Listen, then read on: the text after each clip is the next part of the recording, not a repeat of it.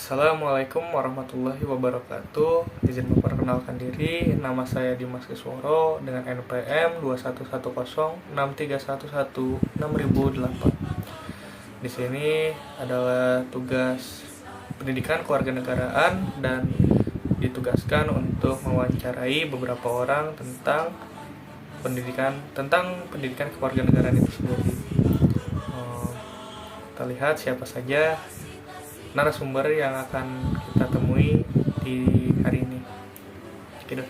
Baik, sekarang kita bersama narasumber kita yang pertama. Teteh bisa langsung memperkenalkan dirinya. Baik, terima kasih. Perkenalkan, nama saya Kotrunada Zahra Mumtaz. Saya dari Program Studi Manajemen Pendidikan Islam semester 2, Fakultas Agama Islam, Universitas Singapura Bangsa Karawang. Oke, jadi gini Teh, di tugas saya ini tentang pendidikan kewarganegaraan, kita disuruh untuk mewawancarai seseorang. Nah, salah satunya itu Teteh sendiri. Di sini saya ada beberapa pertanyaan nih Teh, bisa dijawab ya. Untuk pertanyaan yang pertama, buat Teteh sendiri, seberapa penting sih pendidikan kewarganegaraan buat dipelajari sama mahasiswa ataupun buat masyarakat umum? Gimana pendapat Teteh itu? Izin menjawab ya. Menurut saya sih penting banget ya. Nah, selain itu juga kan tujuan pendidikan kewarganegaraan itu untuk menciptakan warga negara yang memiliki wawasan kenegaraan, menanamkan rasa cinta tanah air, dan kebanggaan sebagai warga negara Indonesia dalam diri para generasi muda penerus bangsa. Nah, pendidikan ini tentunya harus dipadukan dengan penguasaan ilmu dan teknologi, sehingga terciptalah generasi masa depan yang kelak bisa memberikan sumbangsih dalam pembangunan bangsa. Dengan pendidikan kewarganegaraan ini, para generasi muda diharapkan memiliki kesadaran penuh akan demokrasi dan HAM.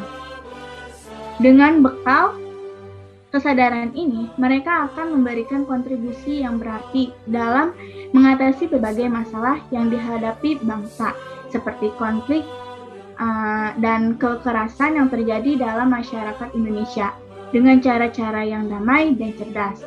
Lalu juga mencetak generasi muda yang bertanggung jawab atas keselamatan dan kejayaan tanah air adalah tujuan berikutnya.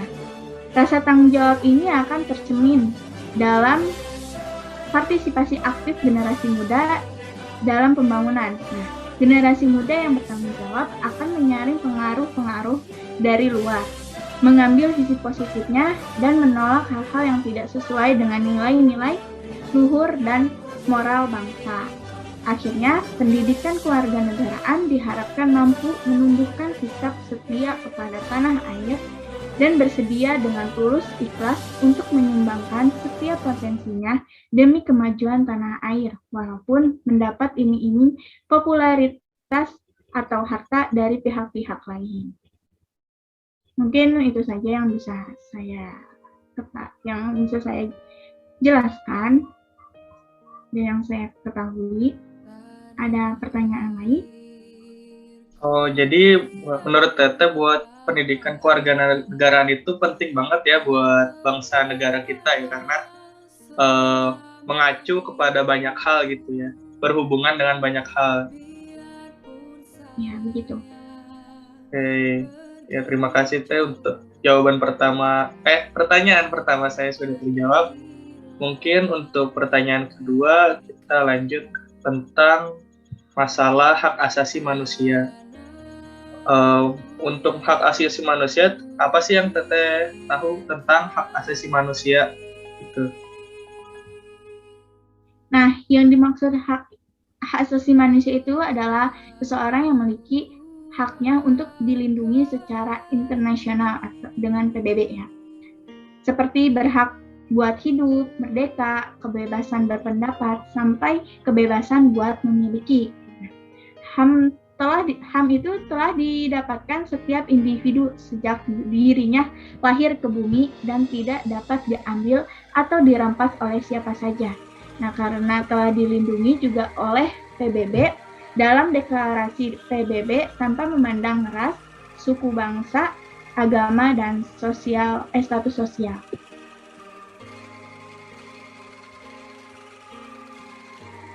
Oke, jadi emang kita semua memiliki hak asasi manusianya masing-masing ya, dan kita nggak bisa mengganggu hak asasi manusia ya yang ada di orang lain gitu ya. Kita tidak bisa memaksa atau merubah hak mereka. Kita mempunyai hak kita sendiri. Oke, sekarang ada di pertanyaan yang ketiga nih Teh, yang terakhir masih tentang hak asasi manusia juga. Pertanyaannya itu, menurut Teteh, apa hak asasi manusia sudah terlaksana di lingkungan sekitar? Itu gimana menurut Teteh? Menurut saya, izin jawab ya. Menurut saya sih belum ada kemajuan ya dari penegakan hak asasi manusia di Indonesia aja belum mengalami kemajuan yang berarti. Nah, contohnya itu seperti banyaknya peraturan yang tidak diimbangi dengan penguatan kebijakan perlindungan hak asasi manusia dan sosial, eksisnya regulasi yang tidak sesuai dengan prinsip hak asasi manusia, terus lemahnya kemampuan institusi negara dalam hal penghormatan, perlindungan dan pemenuhan hak asasi manusia, rendahnya kepatuhan hukum dan budaya aparat dalam penghormatan dan perlindungan hak asasi manusia, serta minimnya pemahaman aparat negara pada pendekatan dan prinsip hak asasi manusia. Selain itu juga paling banyak yang diadukan itu hak atas kesejahteraan terkait sengketa lahan, sengketa ketenaga kerjaan, serta kepegawaian. Nah, membahas tentang persoalan COVID-19 nih ya, bahwa situasi penegakan perlindungan penghormatan dan pemenuhan hak asasi manusia belum banyak berubah nih. Nah, selain penanganan COVID yang pendekatannya kurang berperspektif hak asasi manusia, juga rendahnya koordinasi antar kementerian dan lembaga juga menimbulkan kerugian di masyarakat. Mungkin itu saja yang bisa saya sampaikan. Menurut Kang Dimas sendiri, bagaimana? Gimana apanya? Kalau menurut saya sendiri ya, dalam hak asasi manusia ini sudah terlaksana atau belum? Mungkin ada beberapa yang sudah, tapi lebih dominannya mungkin yang belum terlaksana gitu, masih belum terlaksana dengan baik gitu menurut saya. Mungkin banyak sih contohnya ya, karena banyak berita-berita tentang hilangnya hak asasi manusia gitu, kayak pembunuhan atau tingkat kriminalitas gitu ya. Tapi semua pertanyaan sudah terjawab ya Teh. Terima kasih buat waktunya sudah menemani saya wawancara di sini. Baik, sekarang kita bersama narasumber kita yang kedua. Bisa langsung memperkenalkan diri. Oke, perkenalkan, nama saya Resti Nurhalimah Sitorus.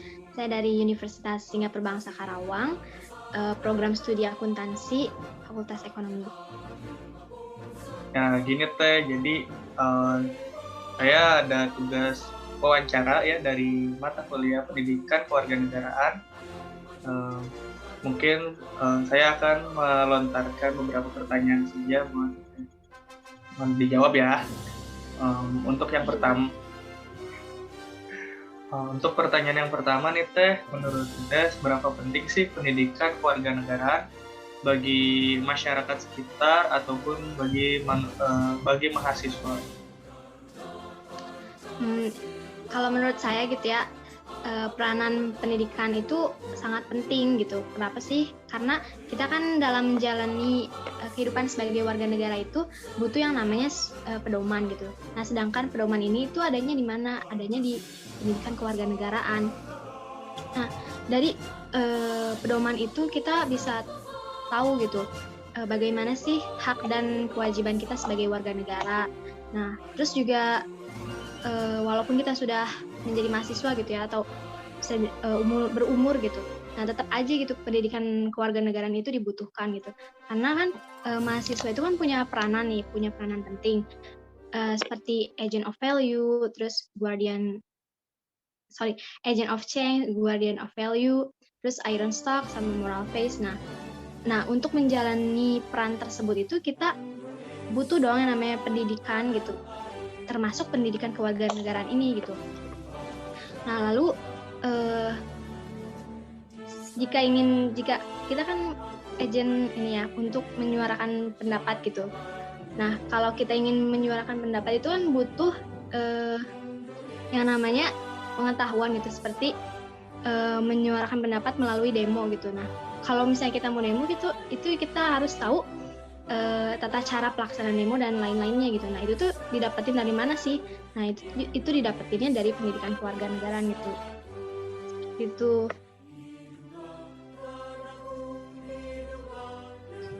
Oke, jadi Jadi pendidikan kewarganegaraan itu nggak memandang umur ya, dari seluruh semua masyarakat pasti harus memahami ya seberapa pentingnya pendidikan kewarganegaraan itu, dan harus paham ya arti dari pendidikan kewarganegaraan itu sendiri untuk apa. Itu ya Teh. Ya, betul. Ya, sekarang lanjut nih Teh, ada pertanyaan tentang hak asasi manusia. Kedua itu kayak gini. Pertanyaannya, apa sih yang Teteh ketahui tentang hak asasi manusia? Kalau yang saya ketahui, hak asasi manusia itu adalah hak yang diberikan oleh Tuhan Yang Maha Esa gitu kepada masing-masing individu yang ada di bumi ini sejak kita lahir gitu. Nah, jadi hak itu tuh tidak bisa diganggu gugat lagi gitu, karena sudah anugerah gitu, anugerah dari Tuhan Yang Maha Esa. Nah, contoh dari hak asasi manusia itu seperti hak untuk hidup, terus hak untuk kebebasan, hak untuk mendapat keadilan, dan juga hak untuk kebebasan memeluk agama yang kita yakini gitu. Sebenarnya banyak sih contohnya, cuman itu beberapa contohnya. Jadi menurut Teteh, hak asasi manusia itu penting ya, karena dari kita lahir juga kita sudah memiliki hak ya, seperti hak untuk hidup ya, seperti itu ya. Ya, betul. Lalu ini ada pertanyaan terakhir nih Teh, buat menutup. Menurut Teteh, di lingkungan sekitar hak asasi manusia itu sudah terlaksana dengan baik atau belum sih? Itu gimana menurut Teteh? Kalau menurut saya pribadi ya, karena yang ditanya di lingkungan sekitar saya gitu. Kalau di lingkungan saya sih bisa dikatakan terlaksana dengan baik gitu. Karena masing-masing mendapatkan haknya gitu, dan juga tentunya dengan melaksanakan kewajibannya juga gitu. Cuman kalau lingkungan yang lebih luas mungkin masih banyak kali ya yang belum terlaksana dengan baik. Tapi kalau untuk di lingkungan saya sendiri itu terlaksana dengan baik. Jadi untuk di sekitar lingkungan Teteh berarti udah kiranya cukup lah ya, sudah terlaksana semua. Cuman ya emang untuk skala yang lebih besar lagi emang masih banyak yang belum terlaksana ya, untuk seperti negara ini gitu, se-Indonesia masih banyak hak-hak yang masih belum didapatkan oleh sebagian orang. Iya, betul. Dan juga maksudnya nggak setiap hari kita tidak setiap hari hak tersebut itu terlaksana dengan baik gitu. Pasti ada masa-masanya juga tidak berjalan dengan baik gitu. Tapi kalau dirata-ratakan gitu bisa dibilang berjalan dengan baik gitu. Oh, begitu ya Teh. Oke, semua pertanyaan sudah terjawab ya Teh ya. Jawabannya juga cukup menarik. Terima kasih buat waktunya ya Teh, sudah jadi narasumber di wawancara saya kali ini. Ya, terima kasih juga udah menjadikan saya sebagai narasumber. Merasa terhormat. Terima kasih. Ya, sama-sama. Oke. Baik, sekarang kita bertemu dengan narasumber kita yang ketiga. Bisa langsung memperkenalkan diri, Kak? Baik, izin memperkenalkan diri. Nama saya Naufal Hashim dari kampus STT Wastu Kencana Purwakarta. Saya masih semester 3. Baik, Kang. Jadi di sini saya ada tugas pendidikan kewarganegaraan. Nah, disuruh wawancara kepada beberapa orang. Nah, jadi saya akan melontarkan beberapa pertanyaan ke Akang ya, mohon dijawab. Untuk pertanyaan yang pertama, seberapa penting sih pendidikan kewarganegaraan pada lingkungan sekitar maupun mahasiswa? Oke, menurut saya pendidikan kewarganegaraan itu sangat penting diberikan kepada mahasiswa karena dapat menjadikan mahasiswa memiliki pribadi yang paham tentang hak dan kewajibannya sebagai warga negara Indonesia. Dapat juga melatih mahasiswa berpikir kritis, bertoleransi tinggi, dan memiliki pribadi yang cinta damai, menjadi sosok yang mengenal dan berpartisipasi dalam kehidupan politik lokal maupun nasional. Mungkin itu saja menurut saya. Jadi pendapat Akang itu lebih menjurus ke mahasiswa ya, Kang ya, dari pendapatnya. Ya, Oke. benar. Sekarang lanjut ke pertanyaan yang kedua nih, Kang. Sekarang membahas tentang hak asasi manusia gitu. Menurut Akang sendiri, apa sih yang Akang tahu tentang hak asasi manusia? Kalau menurut saya hak asasi manusia itu merupakan hak dan kewajiban yang dimiliki manusia, bukan berdasarkan hukum yang berlaku, melainkan berdasarkan martabatnya sebagai manusia. Hak asasi manusia ini tidak memandang kebangsaan, jenis kelamin, etnis, ras, agama, bahasa, maupun status sosial lainnya. Mungkin itu saja menurut saya, Kang. Oh, jadi semua orang mempunyai hak asasi manusianya masing-masing ya, Kang ya? Ya, tidak memandang Dia memandang ras, agama, etnis, maupun status sosial lainnya. Jadi semuanya sama. Jadi semuanya sama ya, menurut Akang ya. Dan emang seperti seharusnya begitu ya. Oke. Lanjut ke pertanyaan terakhir aja ya, Kang ya, agar mempersingkat waktu, yaitu Baik. untuk di lingkungan sekitar Akang, apakah hak asasi manusia sudah terlaksana atau belum? Coba beri pendapatnya gitu, Kang. Di lingkungan sekitar Akang, apa sudah terlaksana dengan baik atau belum? Kalau menurut saya pelaksanaan HAM di lingkungan sekitar atau terdekat saya itu sudah cukup terlaksana dengan baik ya. Contohnya saja seperti hak kebebasan dalam memilih dan memeluk agama. Jadi kita tidak dipaksakan untuk memeluk atau memilih agama. Contohnya kita tidak dipaksakan untuk memilih suatu agama, misalnya Islam ataupun Kristen. Tapi di sini kita dibebaskan untuk memeluk atau menganut agama yang kita inginkan tanpa ada paksaan dari pihak manapun atau paksaan dari siapapun. Gitu, Kang. Jadi salah satu contohnya kita di lingkungan sekitar itu, di lingkungan sekitar Akang itu, jadi kita bebas memeluk agama masing-masing ya, Kang, tanpa terganggu oleh agama lain gitu. Iya, jadi bebas, tidak ada paksaan dari pihak manapun. Itu menurut saya HAM yang sudah terlaksana di lingkungan sekitar saya. Jadi mungkin dicukupkan ya dari wawancara kali ini, karena semua pertanyaan sudah terjawab. Terima kasih waktunya buat Kang Naufal ya. Terima kasih untuk waktunya. Sekian. Sama-sama.